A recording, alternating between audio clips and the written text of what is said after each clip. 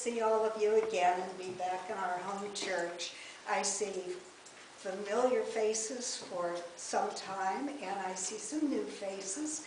And as Ron said, he's probably the oldest, and I'm hot on his heels. And tell us about this little precious this morning. What is her age? 5. Spiritualism's for everyone, no matter what. And I will say that what I have done this morning, and I don't want to read the whole thing, but it's been a really tough year, this year already, and all of last year for a lot of us, for whatever reasons. And sometimes we just need to turn the TV off or down and do what we can to keep ourselves uplifted. I came across a quote from Robert Frost, the wonderful poet. Quote, "In 3 words, I can sum up everything I've learned about life. It goes on." Unquote. Well, that's one of the basic precepts of spiritualism, of course, and most religions do feel that there's something after this earth life. I've been told a couple of stories because some religions believe they're the only ones that have the answer, and yet we find, no matter what a person's religion, when it comes time for them to pass onward and upward, many describe the very same things. Jim McConnell, who was one of the founding members of this church, had been a Sunday school teacher in another religion, and he had a horrific accident. Gasoline was spilled all over him and caught fire. He was in a coma for 3 weeks, and they truly did not know if he would survive. Those of you who know him, boy, you know he survived and thrived. He always had horrific scars as a reminder.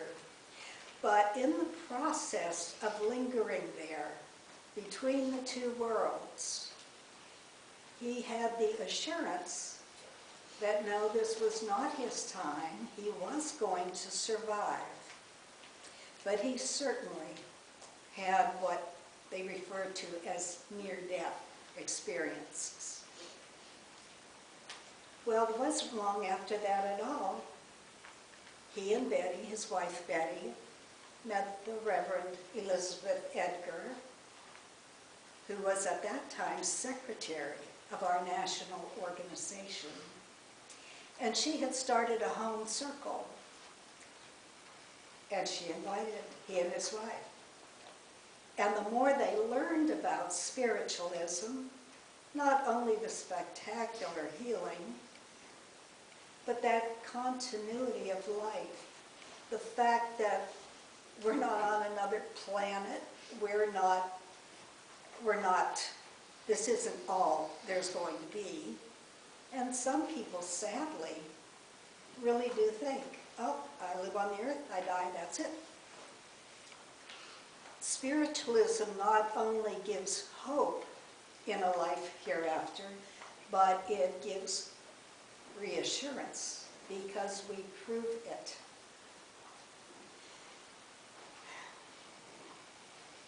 The last time I saw my mom, before she passed, by that time she was in a wheelchair, and she was almost 100, almost 100. And as long as I can remember, she was afraid of death. And she couldn't explain why. Well, eventually over the years I found out there were some things that happened. When she was a child, people were visited by their friends in their own parlor at home. And modern science wasn't anything like it is today.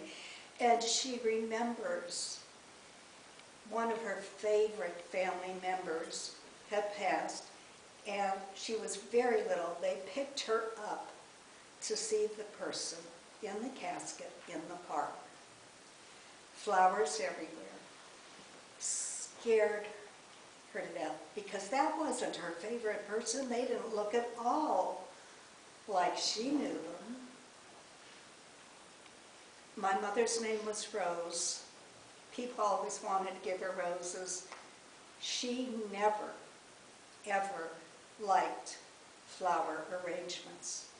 It just brought all that flooding back. Now, when I was a little kid, I'd go out and pick weeds, you know, that had flowers. That was fine. But she never, ever liked formal flower arrangements. So Ron and I went to see her, and those of you who knew my mom know she usually had a bit of a light about her. She was just a very outgoing person and loved people and loved life. I've never seen her so beautiful and so radiant. I said, Mommy, you just look incredible. What's going on? I thought maybe she had a new boyfriend. 2 weren't quite enough, but she said, I had the most wonderful dream. And I said, oh good, tell me about it. Well, she was in a meadow, and she was very animated telling us about this. And it was just absolutely the most beautiful place she had ever seen in her life. And she never felt so loved in her life. And I said, well, it sounds wonderful. Was anybody else there? And she said, no, not with me. She said, I could see some people on a hill. And they were all walking up the hill, single file. And I knew I was going to be joining them soon. But she said there was so much love. There was so much love. And she kept looking at me and pointing her finger, which she did not usually do. I want you to remember, I'm not afraid anymore.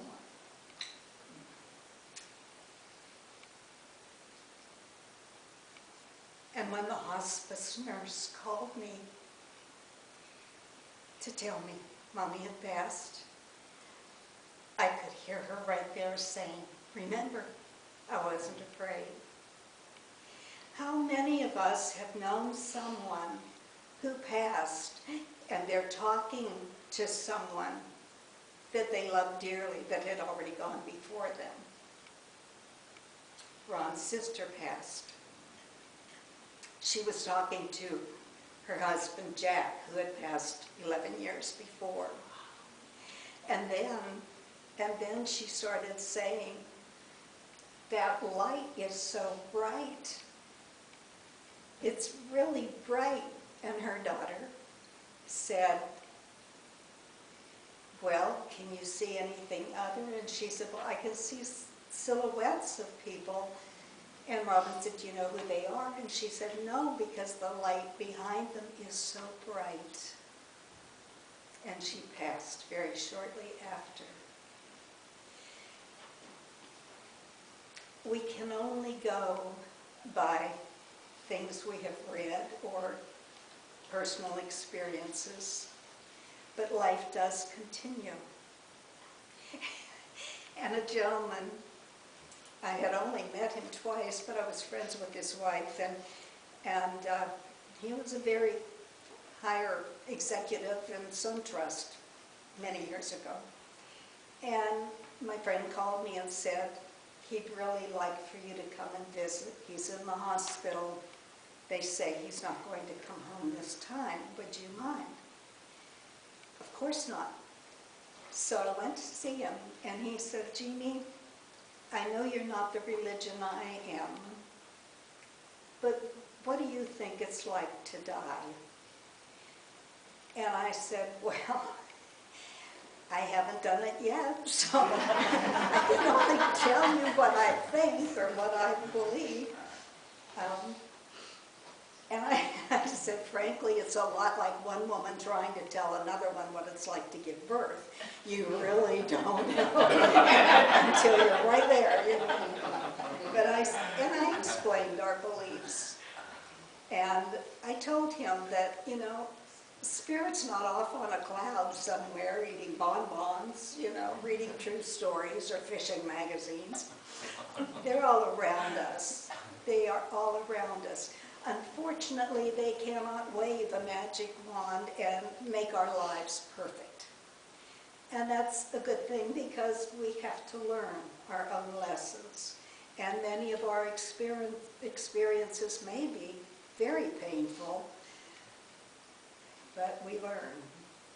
Often we learn how important it is to have compassion and kindness for others, because we know when we are suffering and people step forward to help us, to give us strength, to pray for us, pray with us, it's comforting. But I told him what I thought, that, you know, many, many people have experienced Spirit from the time they were tiny. And if they were fortunate, they would grow up in a home where parents would listen and encourage, instead of saying, don't make up stories, don't fib. So I said, you know, think about it. I'm sure somewhere along the line, because you're an incredible spiritual man, think about it. Maybe when you were younger you had experiences. I went back to see him the next night. Again, such a peace. And I said, you look wonderful. How are you doing? And he said, I remembered something when I was a kid. And I said, oh, good, tell me about it. He used to go over to his buddy's house often. He was about 9, so was his friend. And the friend's grandmother lived in the home. And they would be out playing on the rug in the living room, and they'd hear the grandmother coming down the hall with her cane. And he said, and then she passed. And he said, you know, at our age, it was sad, but you don't really get it when you're a young child. And he said, one day we were there playing marbles, and he said, we heard the cane coming down the hall. And I said, did that scare you? And he said, no. Both of us at the same time said, here comes Grandma. And that gave him the peace and the encouragement. When someone is lingering on this earth, and often they will struggle to keep hanging on. And sometimes it is fear. They're not sure what it's going to be about. And sometimes it's because family members are saying, oh, don't go, don't leave us. Love them enough to let them go. Yes, we will have that physical loss, but they're never really gone. They're always going to come back and check on us. They're always going to love us, and the love never dies. So someday, whenever it is our time to make that transition, they're going to be there, and they're going to be waiting for us with open arms. It'll be like old times, except I'm told, again, by Spirit, and I've seen it when I've done messages occasionally, they may appear as we would recognize them, poof, just like that, they're at the prime of their life. They have that ability because they no longer have the physical body that can cause problems sometimes. Aches and pains or whatever, they don't have that anymore. They're free.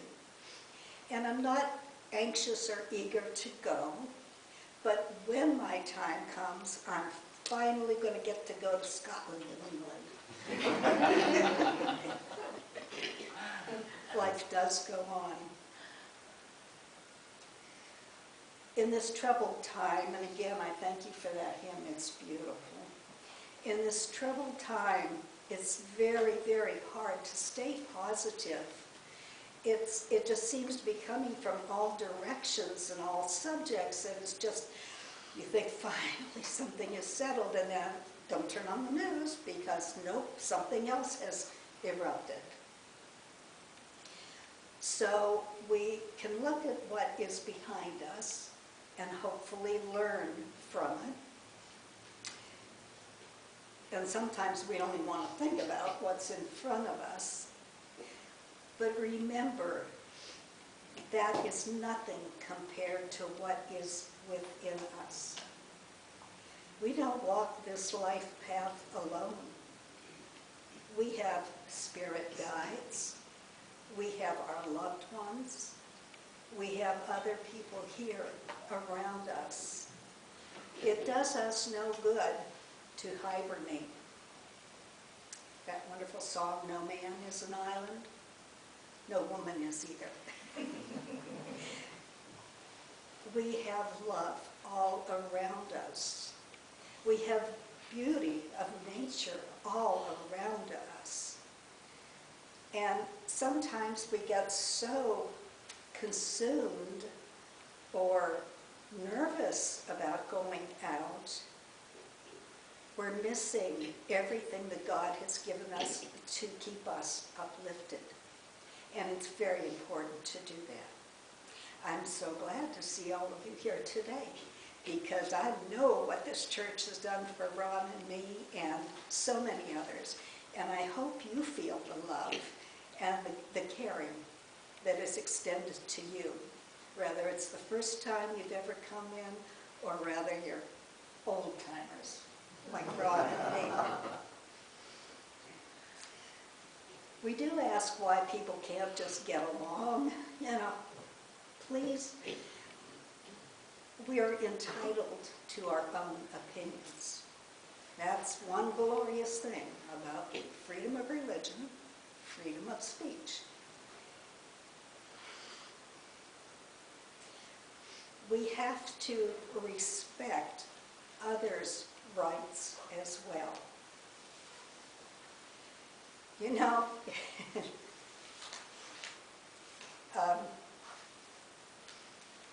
we probably all know one person at least that just, they're the expert on everything, and they're really happy to tell you that and to share their wisdom with you. And there are other people that are very shy and rather introverted. But we can all express ourselves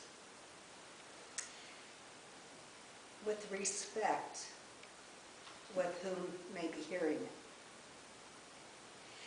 We don't have to force anyone else to believe what we believe, and we should not try to do that. And this wonderful quote I just loved: observe, do not absorb. Because we learn from opposing ideas. And if we're so busy getting our back up because, well, I don't believe in that, and that just doesn't make any sense at all, we're not listening. We're not listening to someone else's truth. How are we ever going to learn if we don't keep an open mind? We still may not agree, but we should really strongly think about it, consider it.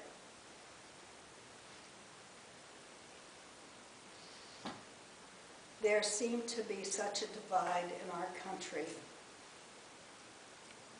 and it's tragic, because I was born right after World War II. I almost said the Civil War. Seems World War II. But at that time, everybody was so patriotic. You know, the men and women had come home from this horrible war, and everyone was patriotic. Well, those who aren't, I would ask you to find something to be patriotic about. We still are blessed, in my opinion, to live in this country. And the more harmony we can share with others, the more kindness we can share with others, the better everyone will get along. I feel that's our job. Last but not least, Jonathan Sacks, an English rabbi and philosopher, said, quote, "God has given us many faiths, but only one world in which to coexist. May your work help all of us to cherish our commonalities and feel enlarged by our differences." Thank you. God bless you.